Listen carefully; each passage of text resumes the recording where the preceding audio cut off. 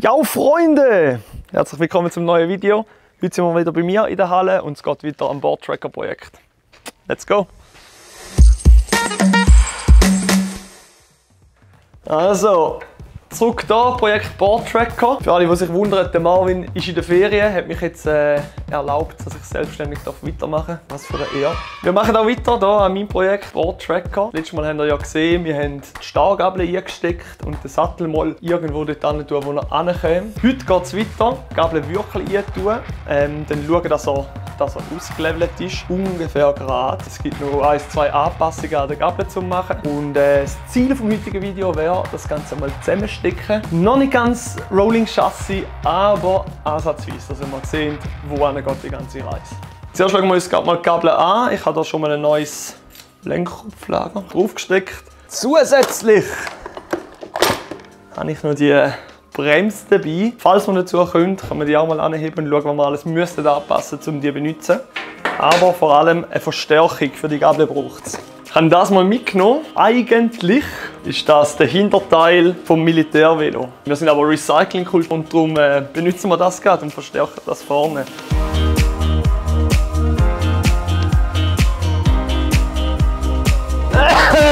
Entschuldigung, fast ein Meter. So wie angetönt, wir wollen dann auch die Unterkante ungefähr waagerecht. Messen wir das mal schnell von unserem super Tisch. 37,5, 36,5. Also einen Zentimeter könnten wir vorne noch rauf. Was ihr jetzt aber seht, jetzt sind wir unten dran eben. Vorne wäre das Rädchen jetzt aber auf die Tischkante in der Mitte. Und hinten haben wir einen rechten Abstand. Wir haben es vielleicht beim Top Frieder schon gesehen. Wärmen und würgen. Dann kommt dann der da so dran an.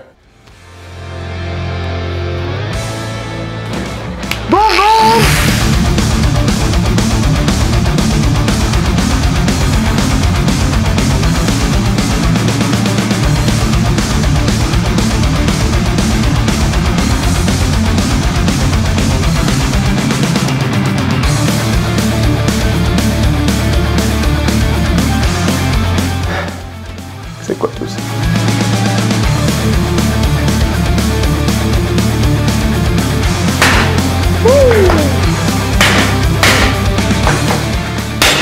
So, von oben runter sieht man jetzt, dass wir noch ganz leicht hier rausgehen, beziehungsweise hier rein, da wir jetzt noch 5 mm fast mehr brauchen, und jetzt mit dem noch ein bisschen raus. So, mit der Gabel hat jetzt recht gut funktioniert. Ihr seht, das ist ein riesiger Knick jetzt, eine riesige Banane. Und dann schön ausarbeiten. Und eben jetzt ist das wieder geschwächt, darum wird es nachher auch verstärkt. Aber wichtig ist jetzt zu schauen, zusammenstecken haben wir die Höhe. 13, ja. Und da hinten 137 mm. 38,5, 37. Da sind wir wieder gleich, 38,5, 37.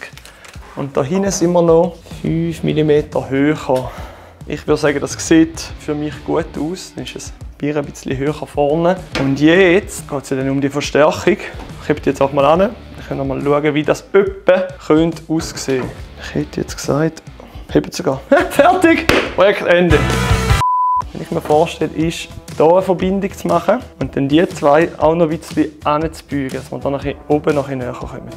Aber vorher muss ich schnell das Vorderrad einstecken und schauen, wo dass wir hier überhaupt vorbeikommen mit der Bremse. Da war so eine Pneubremse drauf montiert. Die Frage, ob die jetzt noch geht.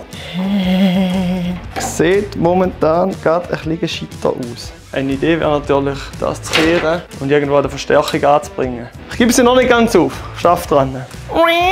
Es ist so lang! So, und dann die Füße wahrscheinlich irgendwo da.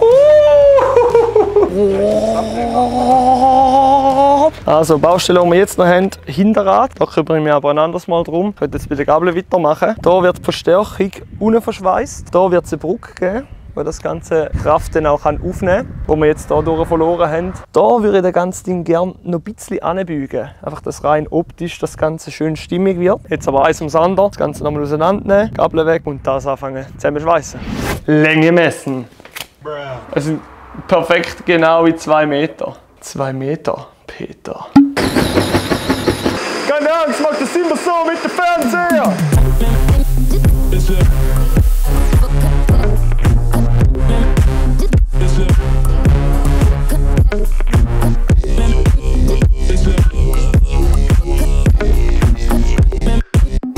Also jetzt hier noch schnell messen, dass es schön parallel ist. Okay. Jetzt zeichne ich hier unten an, wo ich abschneiden kann, damit ich das nachher sauber verschweissen kann. Und dann geht es oben weiter mit der Brücke oder natürlich die ganze Gabel ausbauen.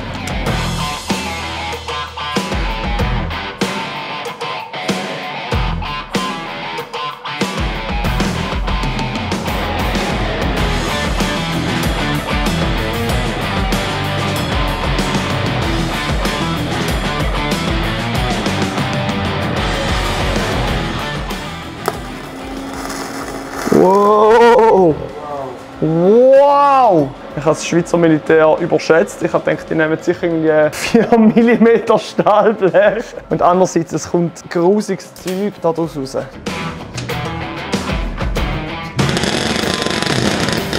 Ah, fuck!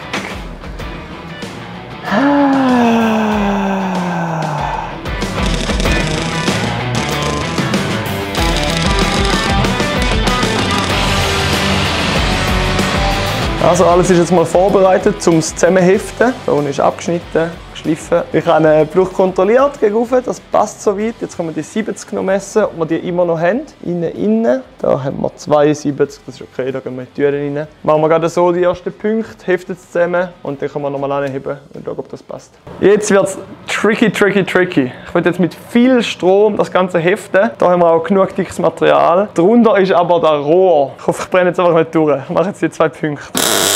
Da geht nochmal rein. Die Gabel ist soweit jetzt geheftet, zusammenbauen. Absolut geil aus. Sieht soweit geil aus. Jetzt müssen wir natürlich die Kraft auch irgendwie überbringen. Was hier am besten etwas bringt, ist ein Blech und so oben drauf das Rohr. Ausschneiden, anheben, ausprobieren, wie es aussieht. Dann sehen wir weiter.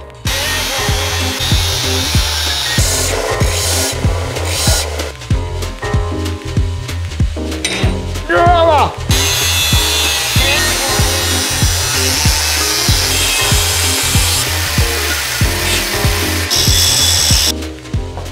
So, ich finde das schon mal ultra geil, wie weit wir heute gekommen sind. Die Gabel steht schon ansatzweise da. Ich mache jetzt hier noch ein weiter. Den Freddy entlohne ich aber im Feierabend. Nice. Euch auch. Wenn es euch gefallen hat, lasst ein Abo da. Und wir sehen uns das nächste Mal wieder, wenn es um den Boardtracker oder um etwas anderes geht. Dann macht's gut. Tschüss.